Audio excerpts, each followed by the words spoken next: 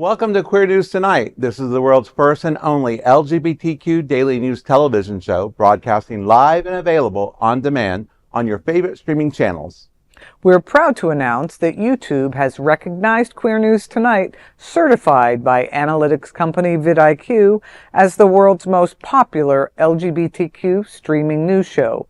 Our queer stories have reached over 10 million views. We are proud that Queer News Tonight has more YouTube subscribers than any other LGBTQ brand in Florida. We thank you for watching and supporting our voice in the LGBTQ plus community. There is no other news program in the LGBTQ plus world like Queer News Tonight. It is Tuesday, April 29th. We are live and literally out of the closet and into the headlines. So many of your important stories we'll tell this evening on Queer News Tonight.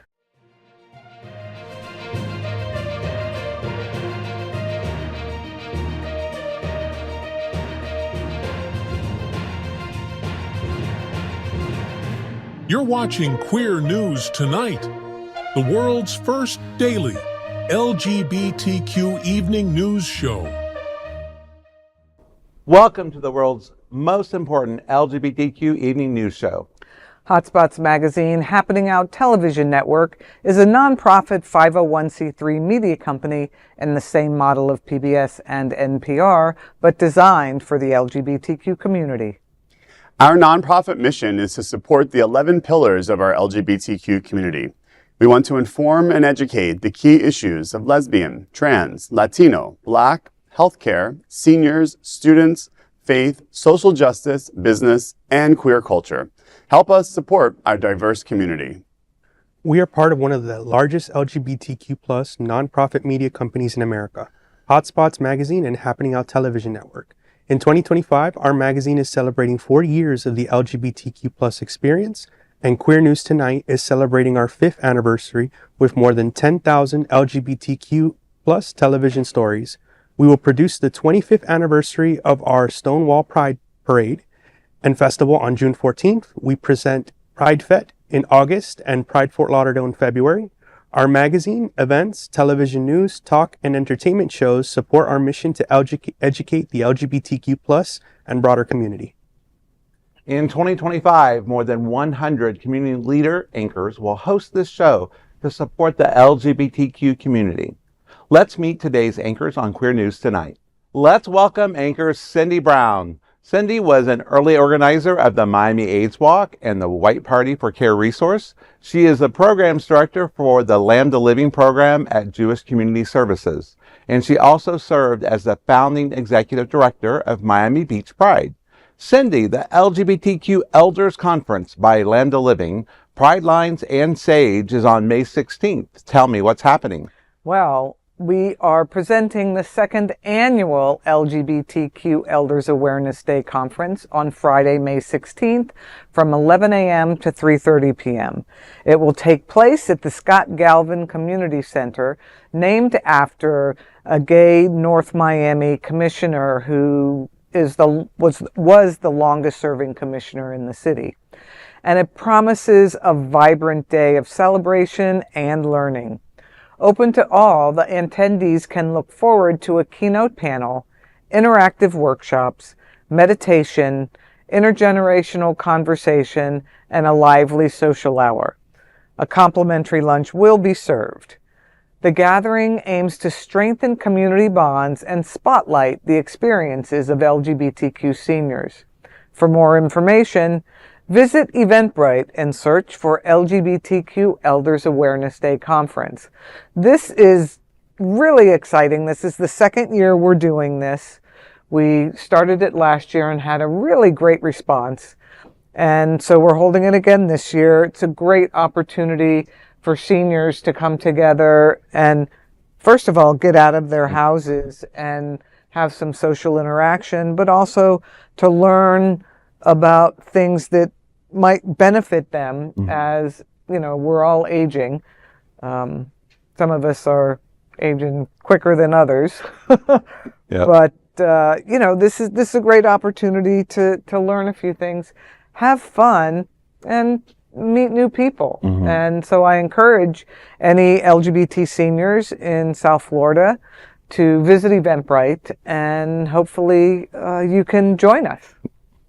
You know, we've talked a lot of times in this community about, and when I hear the word elder, you know, to me it's a lot of respect, because growing up in the church, it was a word that was used a lot, and there was a lot of respect behind it. But we talk about in our gay community per se, especially among men, about how the younger generation today doesn't have a mentor. You know, some of the people that are considered elders today had a mentor when they were growing up and was gay. And I just think this could also be an opportunity for some of the younger people to kind of come out and get to know people and learn lessons that they're not going to learn from anyone else. Yeah, and that's why intergenerational conversations are so important, and it goes both ways. Right. I mean, I think that it's important for those of us who are older to understand the experiences of queer youth today. I'm not afraid of the word queer. I know a lot of seniors are, but and with reason. But it's important to share the different stories so we can understand each other. Yeah. You know, because we are family. Yeah, I think it is important, again, having those intergenerational conversations. I think, you know, both what we're seeing that's happening at the forefront of our community, a lot of it are things that our elders dealt with, but in very different capacities, and vice versa.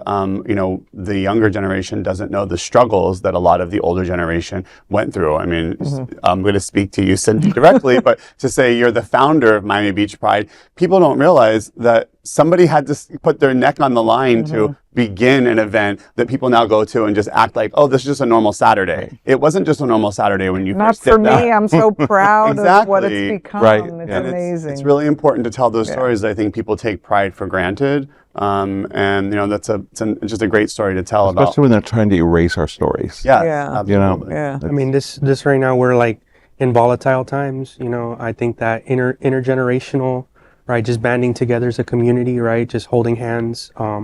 I think a lot of us, like me, you know, I'm younger. I don't really have many mentors, right? An event like this would be good for me, right, to get to know, you know, hear stories, get to know people, you know, just share that social aspect, right? That, you know, even younger people feel, right? Like sometimes they feel the social isolation. It's not just during COVID. It's even now. Yeah, and it's interesting because nobody teaches gay history in schools. No. So unless you have people around you who can share their experiences or other experiences, you just don't know. You don't know. I do have a LGBT 101 class, so if anyone wants to learn about history of the community, I can certainly show you. And I know, you know, we talked about, you know, the Pride Center had an event recently that hosted seniors, and I know for Miami Beach Pride, you held The lounge, yeah. the lounge for seniors, but there aren't a lot of places that are welcoming for our for older people in our community that are not outside of bars or nightclubs. And events like this are so important because, you know, people kind of become forgotten if they don't have a place to convene. Yeah, in organizations, I mean, the program I run is specifically focused on addressing social isolation, food insecurity, mental health, you know, of LGBT seniors. And there are a lot of LGBT seniors that you don't see places. They're very poor. They live alone. They might have health issues. And I think that, you know, historically, I think the gay community didn't want to see things like that. No, you know, but it's so important, because if it wasn't for the older folks in the community, we would not be sitting around this table having this amazing conversation on Queer News Tonight. It wouldn't happen. Yep. So. Well, that is a big LGBTQ story for today. There is no other queer nonprofit media platform like this in the entire world. Support our LGBTQ stories by subscribing and sharing, and Queer News Tonight looks forward to seeing you at the LGBTQ Elders Awareness Day Conference on May 16th. Let's welcome anchor Jeff Oliverio. He is a financial advisor and certified financial planner with Truist Wealth in Fort Lauderdale. Jeff is one of the founders of the president of the Hollywood LGBTQ plus Council. Jeff, Vagabundos Mega Pride Pool Party heats up on Fort Lauderdale on June 15th. Tell me what's happening. Well, on Sunday, June 15th, from 1 to 7 p.m., the iconic Vagabundos Mega Pride Pool Party will bring Fort Lauderdale Beach to life at the Kimpton Shore Break Hotel. As the grand finale of Wilton Manor's Stonewall Pride Weekend, the event promises an unforgettable celebration of love, unity, and LGBT pride. The party welcomes everyone from daddies and bears to circuit boys and fabulous queers. Attendees will dance poolside to electrifying sets by resident DJ Mike James and legendary DJ Sin Morera. Guests can sip on handcrafted cocktails, indulge in tasty bites, and enjoy VIP-style bottle service. The Poolside Bash offers sun-soaked vibes and a vibrant crowd, making it one of South Florida's most anticipated Pride events. Entry is only $20. More details are available on Eventbrite. Well, if you have not been to a Vagabundos pool party, you will definitely be entertained and see some of our most beautiful LGBTQ friends at the pool. And what a great way to end Stonewall Pride. I mean, there's more events that weekend than you probably have time to attend, but I would definitely check that out. And again, being hosted again by another hotel here in Fort Lauderdale. Go out and support these venues that give us space, because they're harder and harder. And speaking of someone who runs a Pride event, I can tell you it's not easy to get access to these spaces. So go out, spend a couple dollars, spend some of our queer dollars in spaces that are hosting us. Right. And it's going to be most likely extremely hot that day. Not just from the bears. Not just. So but frolicking in the pool is the perfect Yeah. antidote. Yes. But you're right. I mean, there's so many events going on, especially during Pride, you know, the whole week and the whole month. There's so many things, and this is our opportunity to really show who we are. And I mean that in a positive light, you know, not a disruptive way, a destructive Depends way. upon who it is, yes, right? But no, it's great to be able to support all these things that's going on, because I think there's a way that we can do that to still show pride, and we can show inclusivity, and we can show that we're taking down those barriers between the L and the G and the T and the B and the Q and the A, IA, and all those, and we can just come together as a family. So I think that's awesome. Yeah.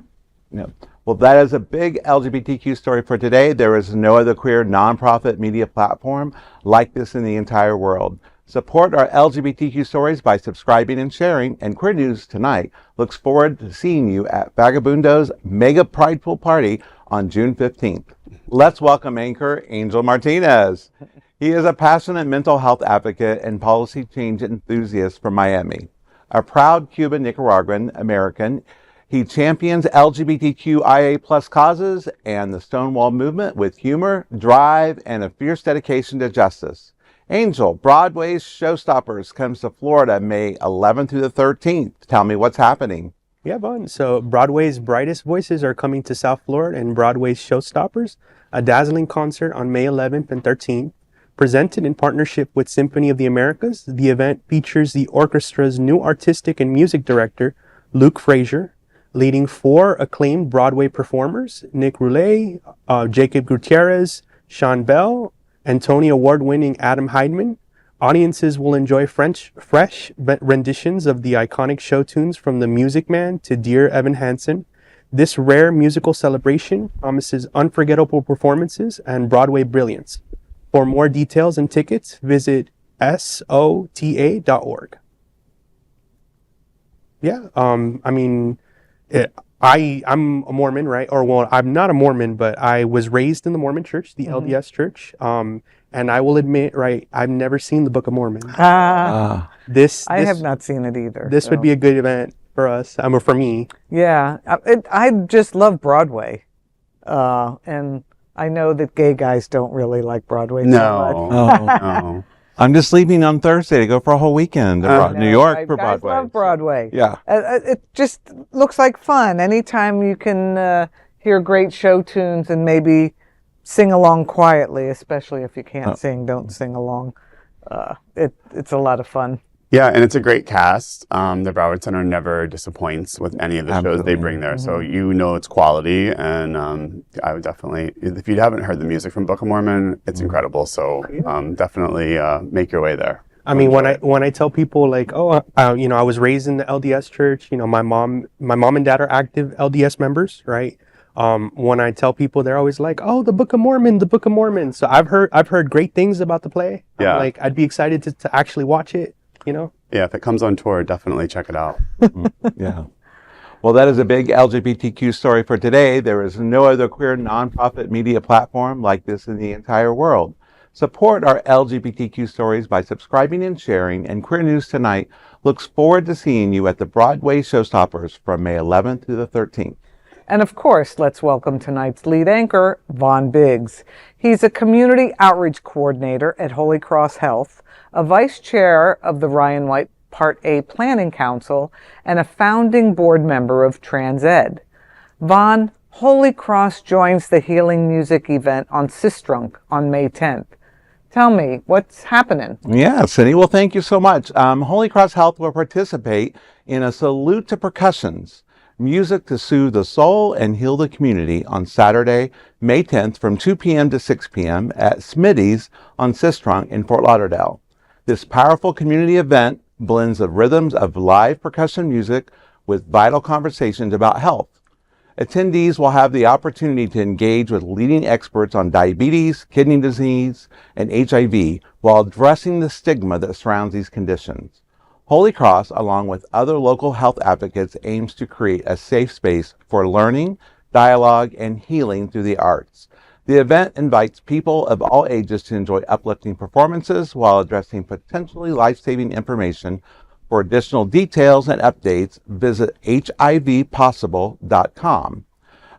You know, it's really, I had a talk with a dear friend of mine. Her name is Shawn Tinsley, and she's the president and executive director of HIV Possible. And this event, her quote is, quote, "This event is a love letter to rhythm, culture, and the heartbeat of our community. Percussion has always been at the center stage of celebrations, struggles, and stories. This night is about honoring that legacy," end quote. It's been a great thing to work with them. She's also on the HIV Planning Council. She's the chair for our Community Empowerment Committee for Broward County. And just the event to hold something in Sistrunk. It's such a community that needs help, especially in the healthcare area. Holy Cross has a clinic there in Sistrunk, which is awesome. And we continue to find people struggling to access healthcare, even in Sistrunk. So it's a great opportunity. I've seen a lot of great community events that Holy Cross has put on. Yeah. I think it's important that, you know, you're out there in the community that you serve. Yep. Yeah, I mean, I think it's, for those who don't know Sistrunk or don't know Fort Lauderdale, again, it's a historically Black neighborhood. Again, bringing, you know, HIV awareness to communities, again, outside of our LGBTQ neighborhoods is most important because it's where the most people need those services who don't know how to access them. Right. So I love seeing that. I love seeing, you know, any of the events that are going on kind of out of our bubbles. Because those are the places that tend to need the most amount of help. So it sounds great. And there's great wings at Smitty's. Yes, absolutely. So don't forget that. Absolutely, yes. Yeah.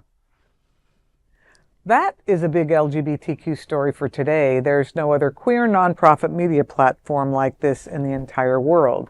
Support our LGBTQ stories by subscribing and sharing. And Queer News looks forward to seeing you at Sistrunk on May 10th. Now let's dive deep into this big LGBTQ story for today. I'm Vaughn Biggs, and let's queer up politics. Trump's Kennedy Center cancels all WorldPride events just weeks before start. WorldPride 2025 has hit a major roadblock just weeks before kickoff. Organizers are forced to move several key LGBTQ events out of the Kennedy Center for the performing arts. Many are saying it is due to a politically motivated cultural purge led by President Donald Trump.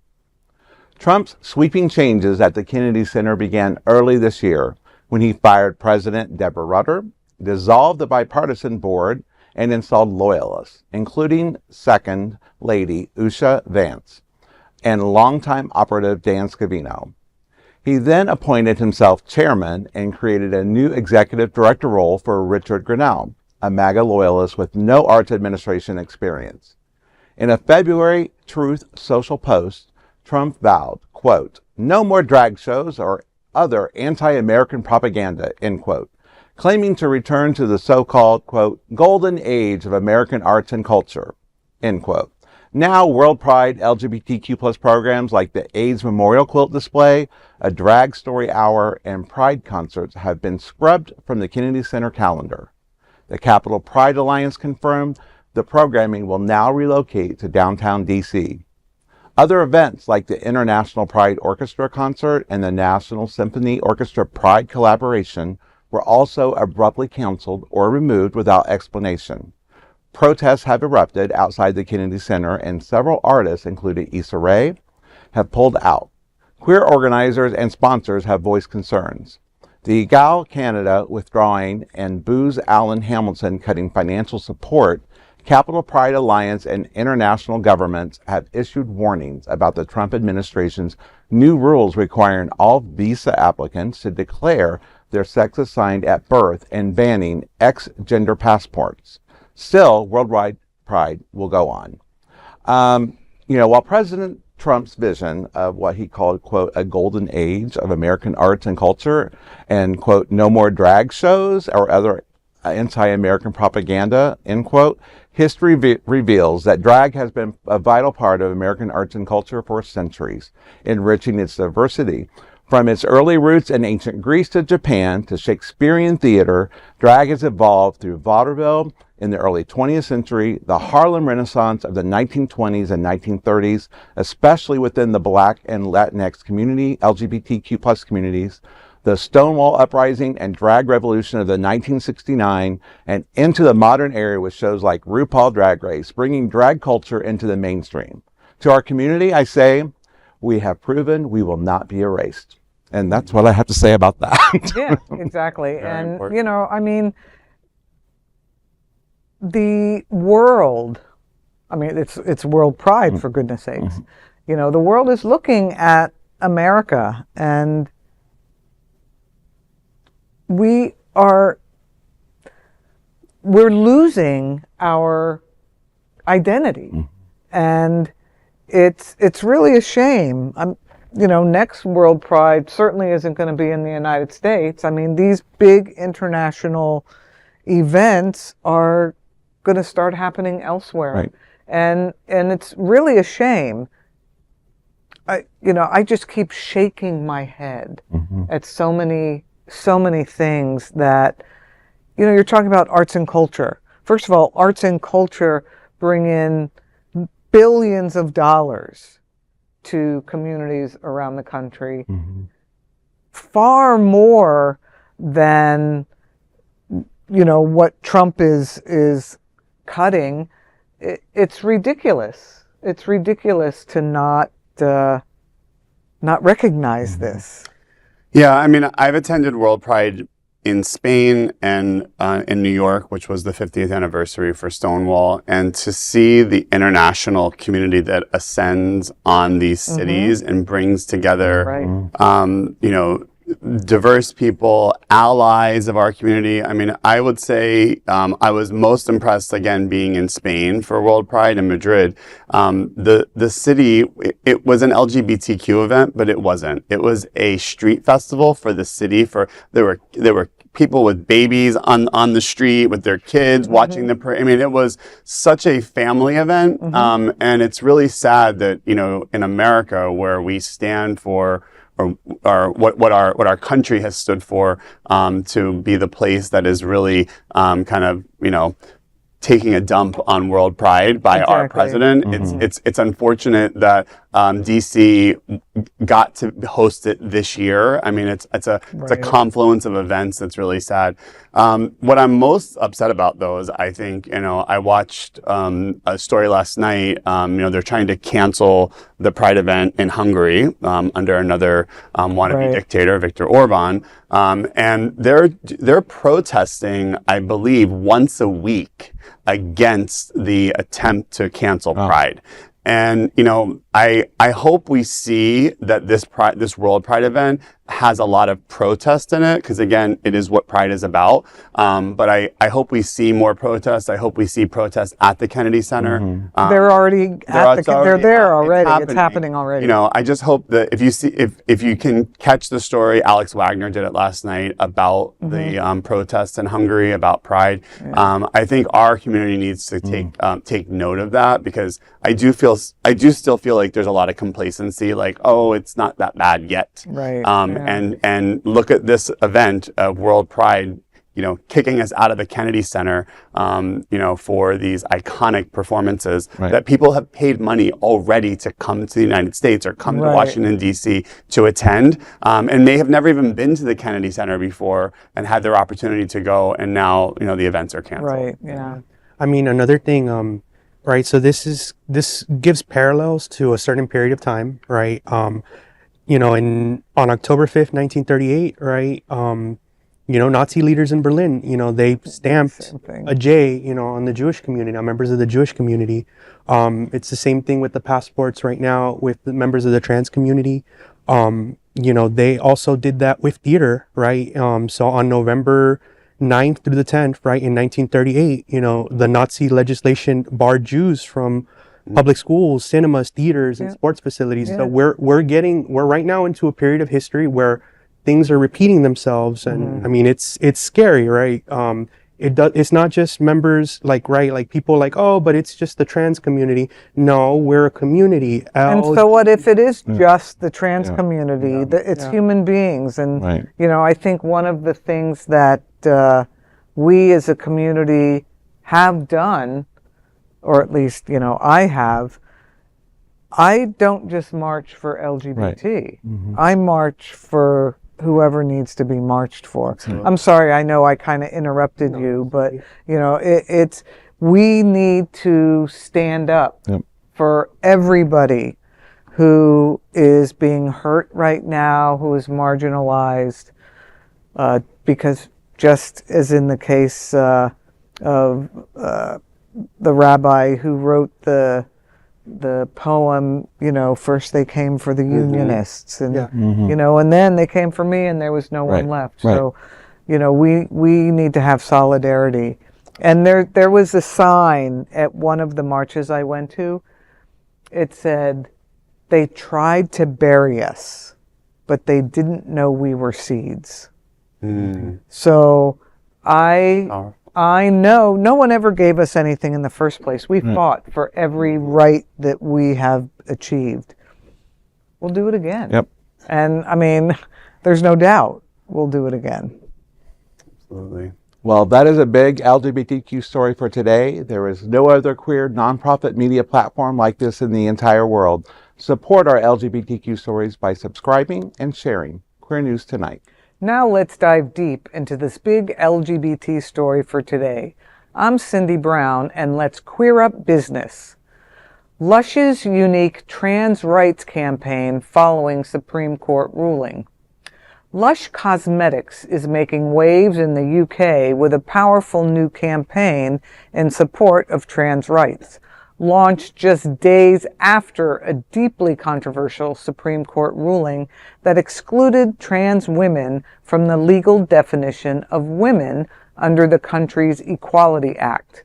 From April 23rd to May 11th, at 101 Lush stores across the United Kingdom, will display vibrant trans pride-themed windows, offer free educational booklets, and sell a new Liberation Bath Bomb. Priced at £6, 75% of proceeds will go directly to trans-led organizations, Transsexual, and My Generation. Designed by trans creatives Fox Fisher and Lewis Hancock, the campaign aims to show what Lush calls, quote, a Throughtopian vision, a hopeful, imaginative path towards a future where trans people are safe and celebrated. The accompanying booklet, Dream versus Reality, Creating a World Where Trans People Are Safe, highlights the harsh realities many trans folks face, from reduced healthcare access to a rise in hate crimes. Fisher and Hancock called it a trans positive campaign saying, quote, "If our younger trans selves had seen such a celebratory window space in our hometowns, we would have felt so seen, heard, and hopeful," end quote. Lush is also introducing a gender-affirming care policy for its UK and Ireland staff, a major step in their journey toward inclusion. This is a notable shift from the company's 2020 controversy when it was criticized for donating to an anti-trans group. This is what progress looks like. Yes, progress. I am always hopeful and inspired when companies literally evolve on issues. Companies and even people. You know, I won't hold someone's anti-LGBT comments of 20 years ago against them if they've truly had their heart and mind changed. I think that it's important to understand that we can evolve on issues, and congratulations, Lush, for making the move and not just doing something quiet, but putting it all over your storefronts in the United Kingdom. Bravo. I'm ready for it. You know, let's just start ordering from there, right? Because they're we not can all going use a good bag. They may not do that here yet, but maybe, you know, I'm hoping that it spearheads the ideals behind maybe other corporations. If we're not going to be able to do it in the U.S., take it outside of the U.S. Right. I know we may have tariffs, but if it can support in a different way, I'm all here for it. Right. Yeah, I mean, you know, talking about companies evolving and what we're having here in the United States Some right now is companies devolving. Right. I mean, I just today, you know, I believe our current president, you know, bullied one of the world's richest men, Jeff Bezos, by promoting what tariffs were on some of the products on Amazon. And the president called him up to bully him that he should be removing it and claiming that he didn't post those type of price increases when Biden caused inflation, which again is completely not factual. Right. But our leaders of our corporations are not showing a backbone. So I give a lot of credit to Lush. They have besides that blip with the donating to an anti-trans cause, they have always done a lot of social justice, you know, in their stores with different causes. You know, they're not as big here in the United States. We do have stores here, so I don't know if they're going to sell any of the product here, but you know, we need to celebrate, find a way to support them, or find a way to support any other companies out there that are still standing behind us. And that's why I say, let's spend our dollars in the places and do your homework to find out who is supporting our community. Yeah. I mean, Pew Research Group, they did a study, right, like here in the U.S. just to track sentiment. And the study tested a poll that, you know, in this study, it was 56% of respondents felt that members of the trans community should be free from discrimination in jobs, housing, and public space. 16% strongly opposed, and 27% neither opposed or were in favor, right? So companies like this, right, you know, they help, right, improve, you know, sentiment for the trans community, right? We need companies like, you know, like Lush here in the US to start stepping up and voicing support, right? Showing solidarity with the trans community, because here in the US, we do have that issue, right? You know, now with the Trump administration, right, going with the DEI against DEI initiatives, right, in companies, right, in corporate America, right? This is a big thing, right? Like, we need solidarity. We need companies to step up and say, hey, we support the trans community, we support the LGBTQ plus community, and we're with you. Like companies like Lush, they're helping build that momentum for us. Yeah, absolutely. And what we also need to pay attention to are those companies like Target, who have caved to pressure. And, you know, I guess who knows what damage that some people can do to a company. But I feel that, again, companies like Lush who would stand up are those we should support, but we should also stop supporting companies that have no backbone. Absolutely. Well, that is a big LGBTQ story for today. There is no other queer nonprofit media platform like this in the entire world.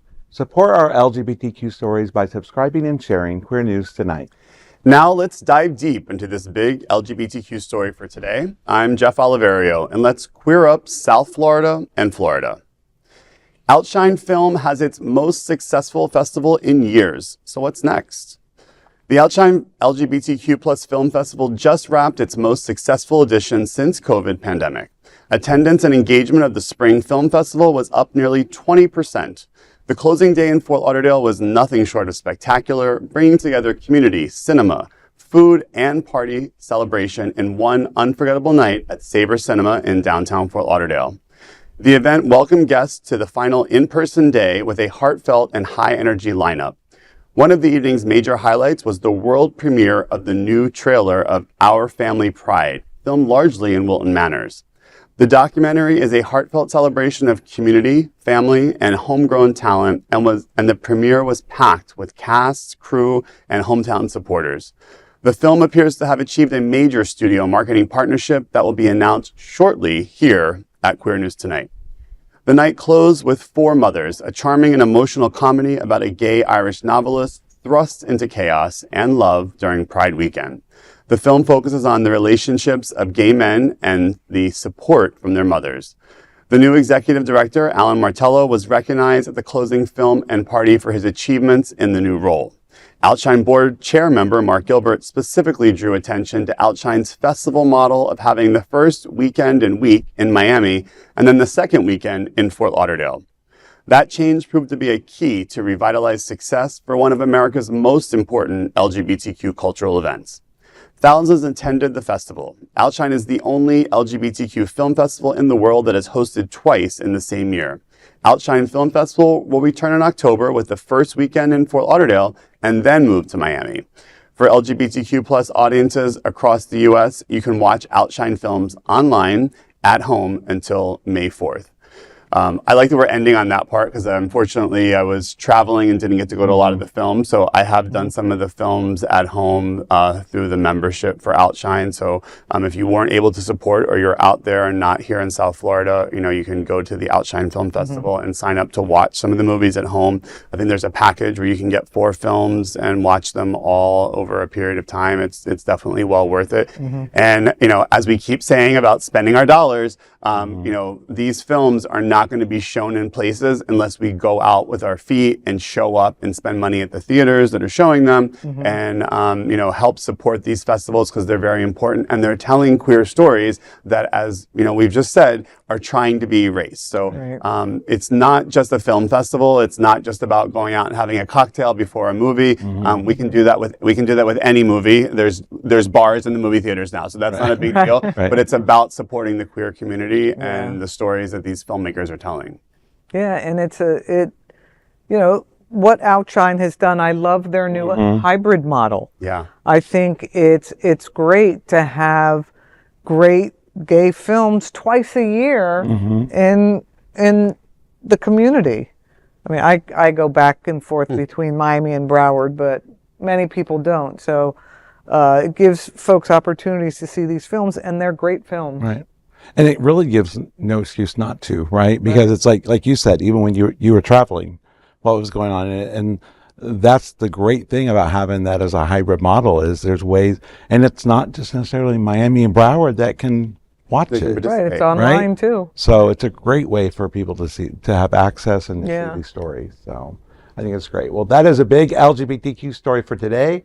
There is no other queer nonprofit media platform like this in the entire world. Support our LGBTQ stories by subscribing and sharing Queer News Tonight.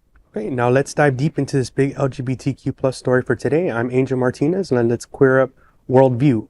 So Poland repels country's last LGBT-free zone. For LGBTQ plus audiences in the U.S., here is the latest in global equality. 10 years after Poland's far-right law and Justice Party rose to power, like the Berlin Wall, the last symbol of its anti-LGBTQ agenda has finally crumbled. Local councillors in the southeastern Polish town of Lankut have voted to abolish what was the country's final LGBT-free resolution. That resolution, part of a wave of around 100 similar declarations, has barred so-called LGBT ideology and stifled open expressions of queer identity, especially in schools. The move marks the end of a policy era that sparked global outrage. Human rights groups condemned the resolutions, while the European Union froze billions in funding, accusing Poland of violating its core values. Poland's top court agreed. In 2022, the Supreme Administrative Court ruled that the declarations unconstitutional, calling them, quote, a violation of the dignity, honor, and good name and closely related private life, end quote, of LGBTQ residents. All other resolutions were repealed, except for the one in Langkut. Until now, while this repeal is a victory, it comes against the backdrop of anti-LGBTQ legislation in Hungary and Russia. For queer communities worldwide, Poland's step forward is a hopeful sign, but vigilance remains essential. So, as far as Poland, in addition to the, banning of the WorldPride event, there's also something now with, the EU putting Hungary on a watch list for potentially using AI, facial recognition technology to identify members of the community at these Pride festivals. That AI Act, right, is Hungary is trying to go against this, right? The AI Act does have provisions, right? And there is something called lag time. But, Hungary is one of those countries that, notoriously they're against the community. I think his name is Victor, right? Victor Orban. Victor Orban. He's not a friend. He's not an ally of the community. No. And I mean, this type of technology, AI technology, can be used against members of our communities, not only in other countries, but here in the U.S. as well. Yeah, that is a fear. And hopefully they'll take Poland's lead. Poland really should be celebrated for the removal of these anti-LGBT areas, LGBT-free zone. And you're right, at the same time, Hungary is pushing for more restrictions while Poland is dialing some back. What's happening in the United States is happening across the world.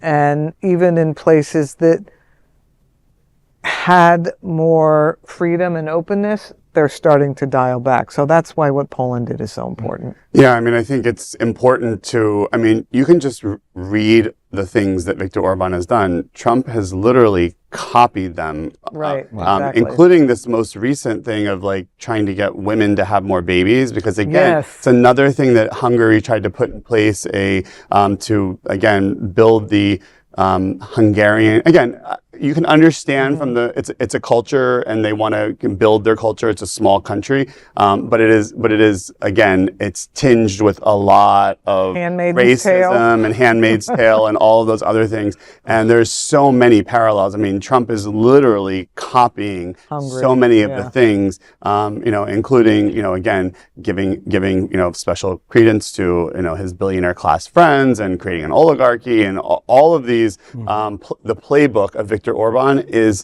we are on the forefront of that right now. So I hope people, pay attention because these stories are very important. Yeah. Wow. Well, that is a big LGBTQ story for today. There is no other queer nonprofit media platform like this in the entire world.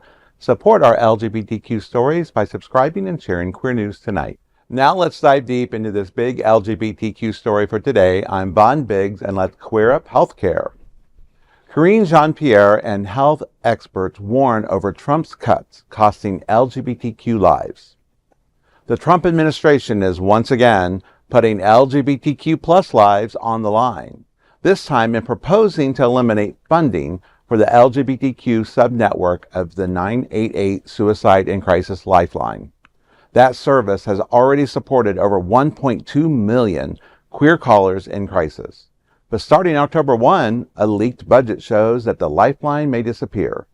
Speaking with The Advocate, former White House press secretary Karine Jean-Pierre said, quote, for countless LGBTQ plus individuals, the crisis line isn't just a service, it's a lifeline.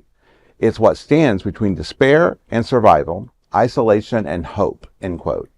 She warns that stripping away this resource would be devastating and the lives will be lost. Mental health experts agree. Mark Henson from the Trevor Project says LGBTQ plus youth are 4 times more likely to consider suicide, and the specialized services exist because of this risk. After the 2024 election, calls to the Trevor Project surged 700%. And Lance Preston of Rainbow Youth Project says their teams are already overwhelmed, fielding over 9,000 calls a month. Experts stress this isn't about politics, it's about survival.